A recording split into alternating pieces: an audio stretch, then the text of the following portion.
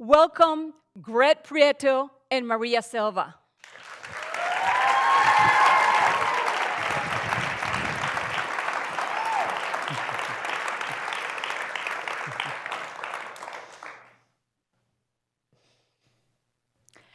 This is Paola Carrasco.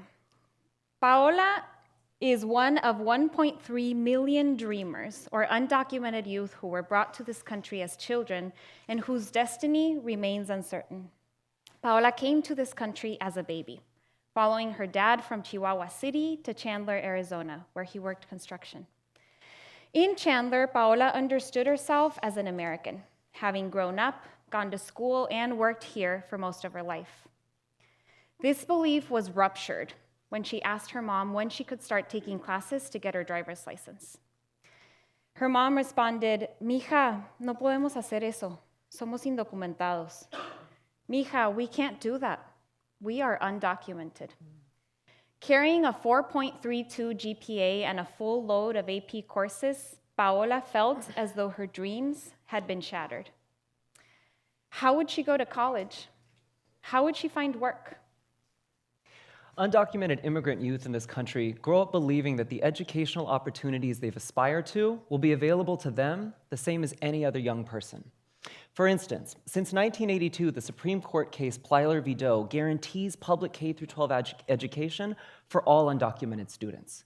In our classrooms, teachers instill the promise that education is the key to success. And outside the classroom, parents, mentors, and media extol the virtue of a college degree for climbing the ladder to social mobility. The message is simple: follow the rules, work hard, and you'll be rewarded. Fast forward to senior year in high school, and we've broken this promise. Undocumented youth face this reality the moment they start the college application process, or in Paola's case, even earlier. States like Montana, Alabama, and Georgia ban undocumented students from public universities. In contrast, California provides financial aid in the form of in-state tuition, fee waivers, and the Cal Grant. And yet, many students can't afford the substantial costs of even public higher education, largely because they're ineligible for federal financial aid. Exceptional students like Paola overcome these challenges and enroll in college. They find out early on, however, that their status will prevent them from enrolling in certain extracurricular opportunities, internships, and career training. Here, the border expands far beyond this US-Mexico international divide. Higher education presents real borders that are difficult to cross for undocumented students.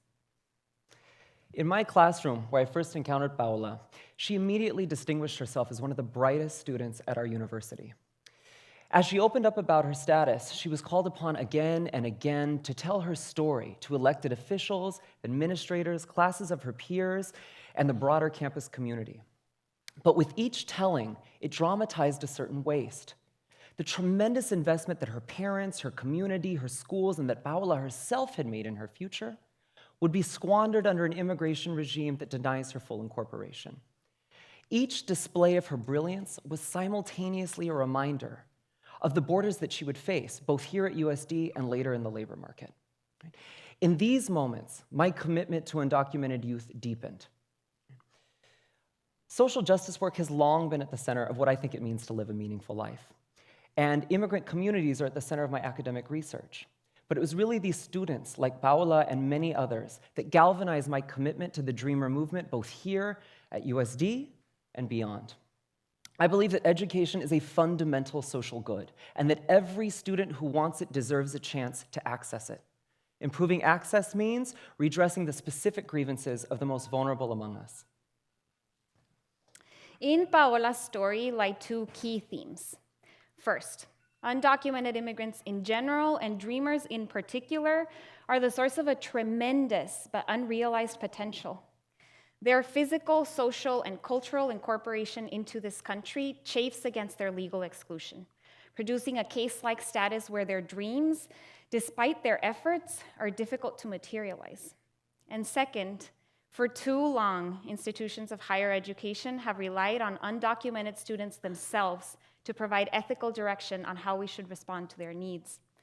Under this model, undocumented students must be both students and activists, classmates and organizers.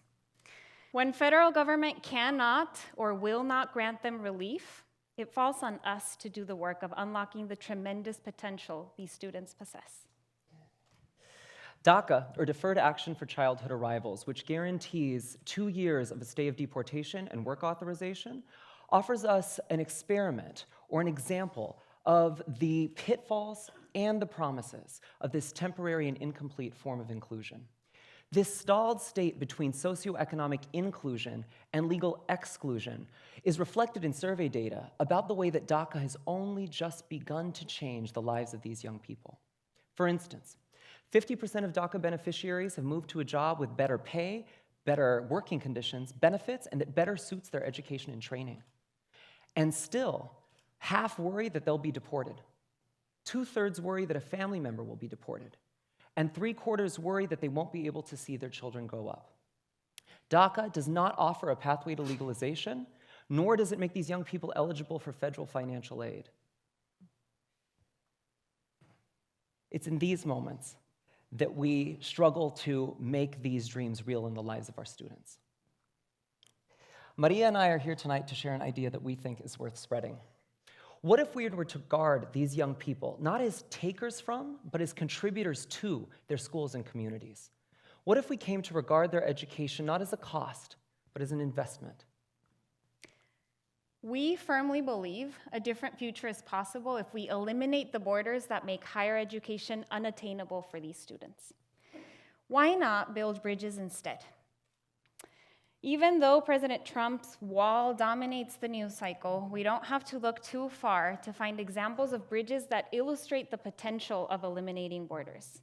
The Cross-Border Express, CBX, is the only true binational airport and living proof that there ain't no wall that's high enough to keep us from building a bridge between two neighbors.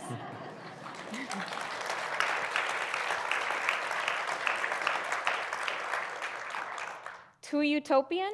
Well, those of us who grow up in border towns know far too well that places like Nogales, Sonora, Arizona, my hometown, are characterized by their social, political, and economic interdependence. I grew up on the Mexican side of the border, but commuted to school in Arizona every single day. Growing up in between the organized chaos of these two neighboring countries exposed me to the challenges, but also the opportunities that borders pose. The idea of building a bridge between these two worlds continues to inspire my work with undocumented immigrants on and off campus. At USD, we adopt best practices in supporting undocumented students following the lead of colleges and universities who have taken the inclusion of undocumented students and put it at the center of their missions. At USD, we offer need and merit-based financial aid, no-interest loans, emergency grants, funding for DACA renewals, free legal and counseling services, peer support groups, one-on-one case management, and 2 websites with resources dedicated specifically to undocumented students.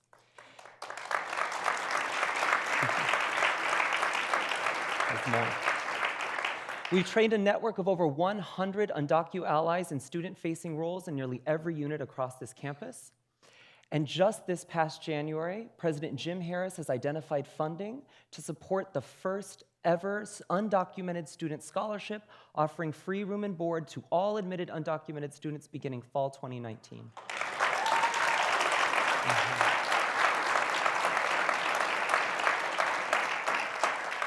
These measures allow us to accompany these students in their time at USD and to realize the buffering effects that institutions of higher education can have in the lives of these young people, both here at USD and nationwide. To make these dreams a reality, cross-campus collaborators were essential. For instance, President Harris formed a task force on immigration. When he made this a priority, so too did staff and administrators across campus, culminating in the entry of the largest cohort of undocumented students in USD's history in fall 2018. Most importantly, our students themselves agitated for change. They shared their personal stories about living out of status, helped identify what gaps needed to be filled, and reminded us of the urgency of their needs. Together, these critical tipping points brought the conversation to the center of our campus and led to difference that has made change in the lives of these students. USD joins universities nationwide who set out to mend the broken promise of higher education for undocumented students long before we did. We learned from colleagues at the University of San Francisco, UC Berkeley, and others. They constantly challenge the deep-rooted racism inherent in US immigration policy by providing access and inclusion for undocumented students. They also teach us that the mending of this broken promise isn't a novel innovation. It's an act of solidarity. In addition, we would be remiss not to mention the work of nonprofits across the country who build bridges to higher education by providing resources, networking, and scholarships, all while actively lobbying for comprehensive immigration policy reform. And in the absence of comprehensive reform, it falls to us, institutions of higher education, to buffer these exclusionary policies and to unlock the potential that these young people possess. As the DACA experiment shows us, even this temporary form of inclusion has had a profound positive impact in the lives of these young people, and indeed in our lives as well. Whether measured in educational attainment, economic productivity, tax contributions, labor force participation, or consumer activity, we all stand to gain when we allow these young people to live in the light of the law, to realize the dreams that their parents have dreamt for them, and that we as educators imagine for all young people. But the most compelling rationale for their legalization isn't their economic contributions, or that they're more innocent than their parents, or more deserving because more of their lives lie ahead of them than behind them. These young people deserve a fair shot at inclusion because of the ties they've formed to their families, communities, churches, sports, advocacy organizations. These ties bind. They remind us of the collective investment we have made in this population and that they have made in us. They are ours, just like we are theirs. So, what is our call to action? Call your representatives. Vote. Donate to an immigrant supportive organization. Donate to our own undocumented student scholarship. But if you take nothing else away from this presentation tonight, please consider this. We must stop framing immigration as a problem. The problem is not the immigrant community. Andrea, Ana, Anayeli, Marion, you are an integral part of the fabric of this campus and of our society. Gracias. The problem, no, please, that deserves a I agree. The problem is our inability to integrate, embrace, and create access for this population. The solution is right under our nose. We can make a collective choice tonight to see ourselves in the other and to dignify the contributions that these young people have already made to their communities and to this country. And to support our common aspirations for belonging, mobility, and ultimately, happiness. Gracias.